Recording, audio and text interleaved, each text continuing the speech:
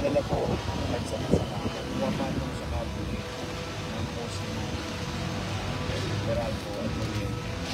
Pinapaklear namin bago pa dumating yung malakas na hangin. The tendency kasi, itong banyan yung post. Kailangan natin ng kuryente para continue to we have electricity and of course the danger to passing by.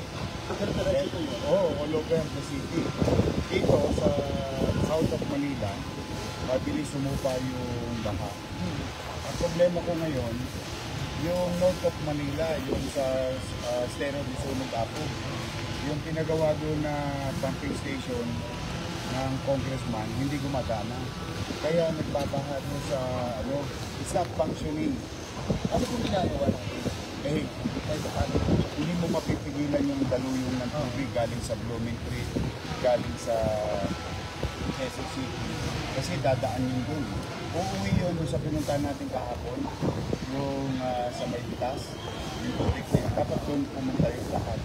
Papuntang dagat. Ang problema, kawawa yung mga community members. Nagsasuffer ngayon doon. Wala namang malakas ang ulan, pero mataas yung tubig. Kasi hindi nga gumagana yung ginawang pumping station. Like literally hindi gumagana, hindi nagamit. That's the exact word. Ito paano yun? They have to, I hope DPWH for that matter will address it and the MMPA. Kasi ang mga pumping station, dalawang bagay lang yan, DPWH and MMPA.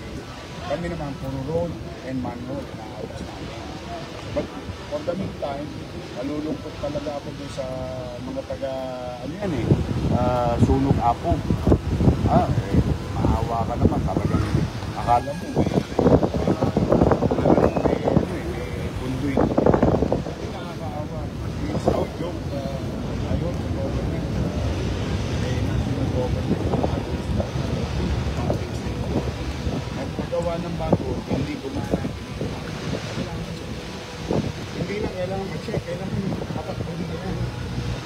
Kasi yung damage sa property, yung light, walang everything. Kami naman ito, preparation for anything that will obstruct yung lines. Kasi tutupan.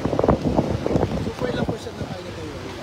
Hindi pa namin makwenta ngayon, but it's all over the city. Ang ating engineering, ang ating DPS, ang MDRRMO, whatever is there, no? Resources natin. So we'll do what we can do. But we'll not take it sitting down. Yung mga constructive sa ibabaw ng property. Tapos, nakita namin, yung inakyat na harang doon sa floodgate sa may south of Manila, nagkaroon ng magandang epekto sa Top Avenue, Quirino. Ngayon, dito naman sa Calao, nagka-problema kasi tumatama pa yan doon sa may Remedios na floodgate na hindi pa nabubuksan. Ngayon, kailangan at least buksan, baba bukas para umupa yung tubig. Lalo na kung darating yung malakas na bagyo. But now, having said that, we assure our people in Manila, hindi kami titigil. At least paibsan yung sitwasyon na posibleng idulot ng malaking bagyo. Doon may ano ba tayo mga evacuees? Wala pa. Nakahanda naman ng MDRRMO ang sila Director Arnel Angeles, Director J. De La Fuente. Nakahanda naman tayo. At the same manner, gusto ko na rin ipaalam yung mga taga-Onyx, yung hindi nadadaanan, as we have agreed with our people there to clear up the roads. Maya-maya lang. Kasi last day nila kahapon, nag-clearing na. Maya-maya lang, madadaanan na nila yung Onyx. So, sa 50s. So, we'll just do our best. Whatever is available with regard to our resources. But rest assured, itong ating mga kababayan. Andito lang kami. Andito ang buong team ng City Government. Dito ka sa kabila. Thank you, pare. Thank you.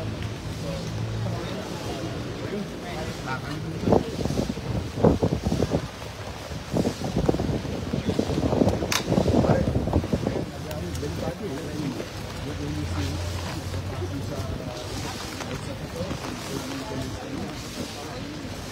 lang, medyan yan.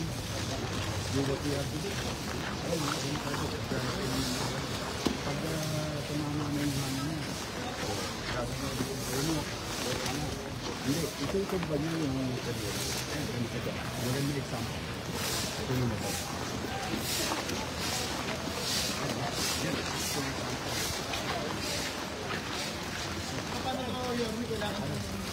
Kailangan mag-trim. Ay naman. Hindi naman natin papatayin yung kailangan lang mag-trim.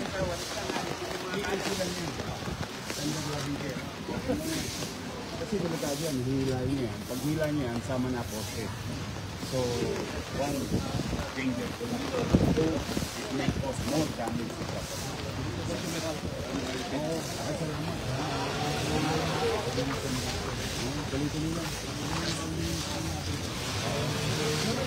Natin sa mga Manilay doon, ngayon na medyo ulan-ulan pa rin, mag-ingat po kayo, maghanda po kayo, mga basic dyan, baterya, tubig, malinis sa tubig, pagkain, diluvyo o mga ganyang insidente, hindi mo kagad mapapwantis pa yan, hindi dumating. Buti nga maganda. Basta hindi pamalang isip, maganda ka mo. Pero hindi naman yung mga... sila naman.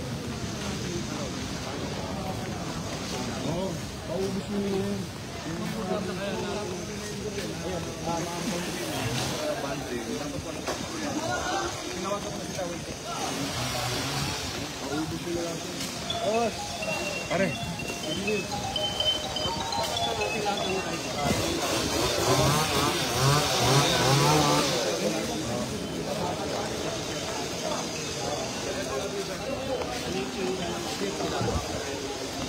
Kuha nila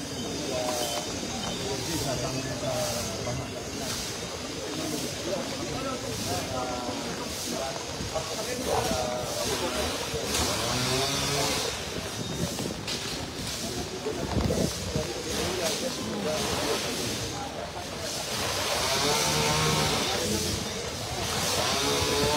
Sa ano? Papasok nila sa MTV.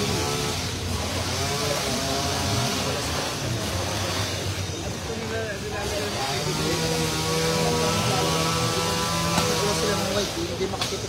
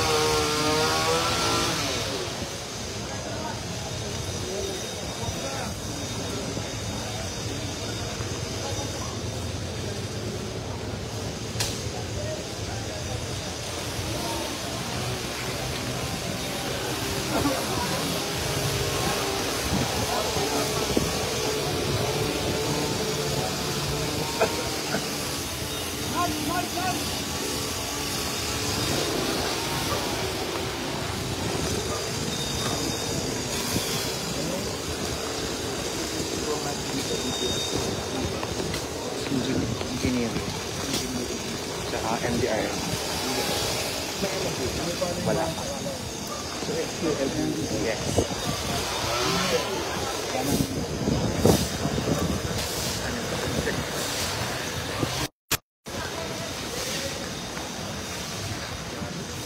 Wala kang jacket. Ay.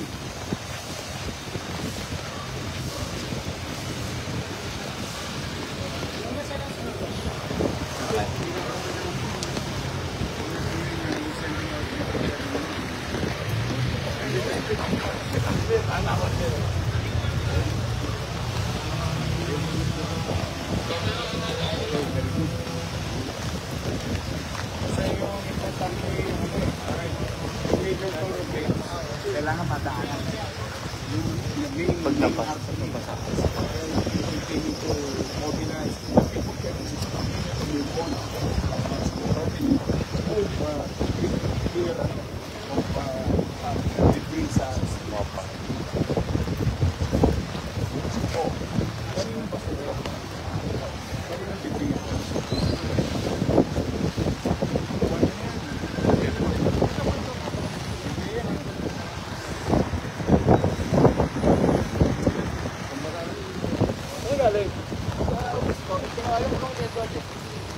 libre to ng building, malamang yun. O charge yung ano, sa kanya. Libre nila, dapat kinuha nila. Ang iwan lang nila dyan. Pag hindi pa natin nakita yan, malamang. Isang taon na yan nandito.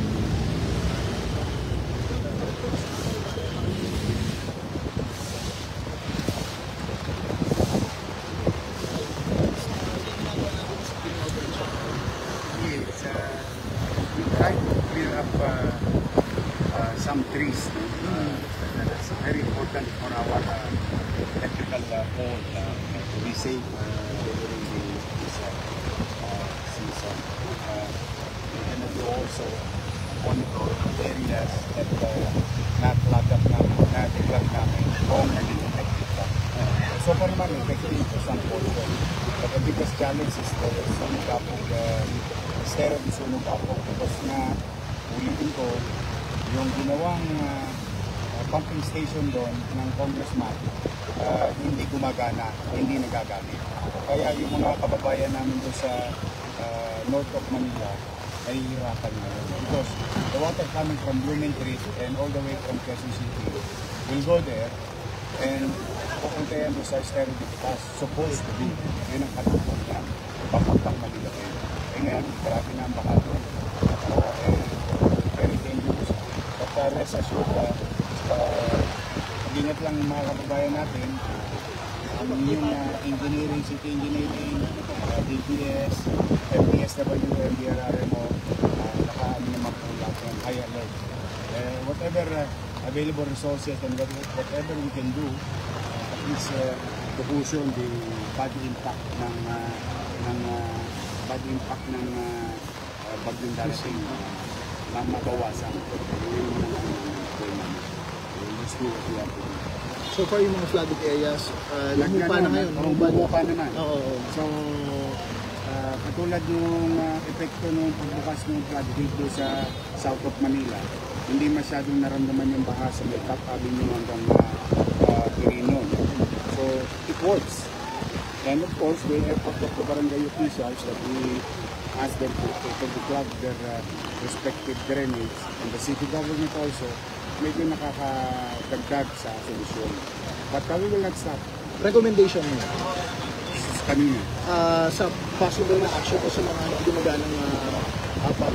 Ay mag-ingat lang po muna sa mamamayan natin. Magandaan natin mga mamamayan na pagkasunod silang tama. Patuloy silang tumulong sa mga palitaan. But for now, we will try to make available ang aming major corporates in the city of Manila so that we can move around, we can continue to move around. Yun, at itong mga looban, mga possible alternate route, tiniklaro ko. Government, thank you so much. Thank you. Salamat sa iyo.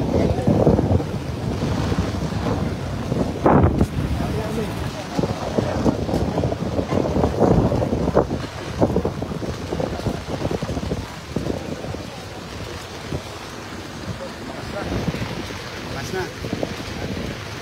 Chris. Bibi na sila.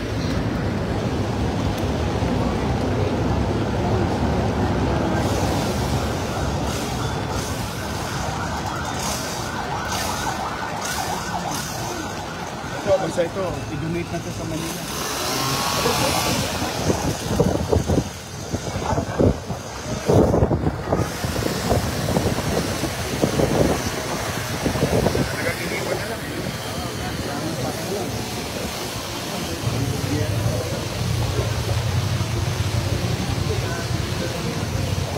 Ito,